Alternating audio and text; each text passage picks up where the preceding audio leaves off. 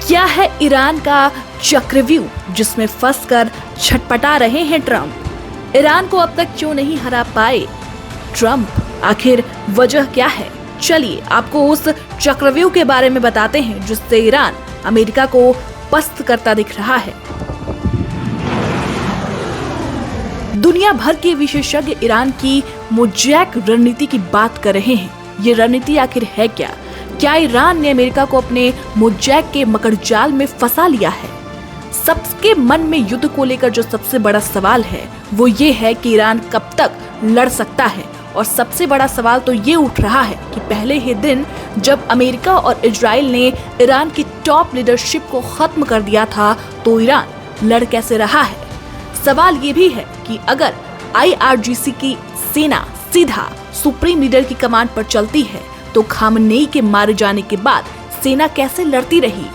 इन सभी सवालों का सीधा जवाब ये है कि ईरान इसके लिए पहले से ही तैयार था। बताया जा रहा है कि 2003 में जब अमेरिका ने ईरान के पड़ोसी इराक पर हमला किया था और सद्दाम हुसैन को पकड़ लिया था तो दुनिया ने देखा कि एकदम से इराक की सारी व्यवस्था ही चरमरा गई थी।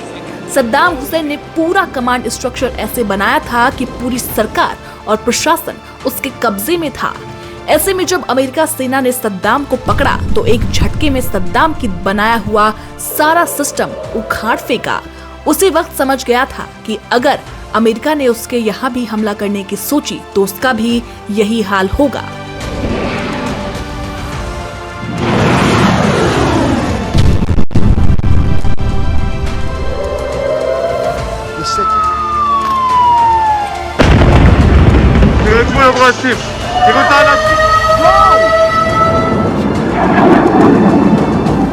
जब ईरान के खिलाफ एक्शन की प्लानिंग चल रही थी तब इजराइल ने पूरे कॉन्फिडेंस से बताया कि उन्होंने कई साल से खामनेई की जासूसी कर रखी है और खामनेई एक जगह मीटिंग करने आने वाले हैं। बस इसी कॉन्फिडेंस के बल पर अमेरिका ने इजराइल साथ मिलकर हमला कर दिया।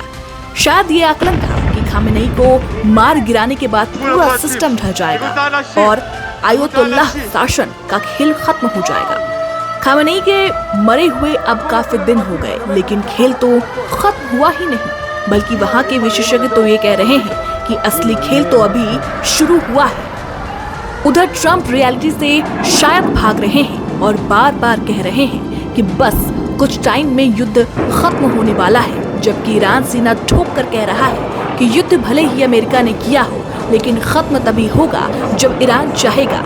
वही एक्सपर्ट्स बता रहे हैं कि ईरान ने सद्दाम हुसैन के इराक में जो 23 साल पहले अमेरिका ने किया था उससे सबक लेकर अपना पूरा कमांड स्ट्रक्चर ही चेंज कर दिया है। विशेषज्ञ मोज़ैक चक्रव्यूह की बड़ी चर्चा कर रहे हैं, तो ऐसे में ये भी समझना जरूरी है कि आखिर ईरान का मोज़ैक वाला गेम क्या है। मोज़ैक स्ट्रक्चर को ऐसे समझ सकते हैं कि भारत की एक सेना में दिल्ली की अलग अलग सेना हो गई, यानी उत्तर प्रदेश की अलग सेना हो गई, राजस्थान की अलग, बिहार की अलग, सब प्रदेशों की अलग अलग सेना। और जंग हो तो सब दुश्मन अपने अपने हिसाब से अलग अलग लड़ रही हो, कोई एक सेंट्रल कमांड ना हो।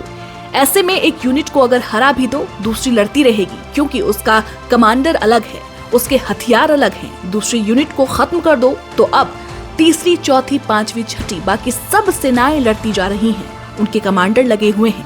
यानी जब तक सारी कमांड एक एक कर खत्म नहीं कर दो तब तक सेना लड़ती रहेगी। कुछ ऐसा ही ईरान भी कर रही है अमेरिका और इराक के विरोध में।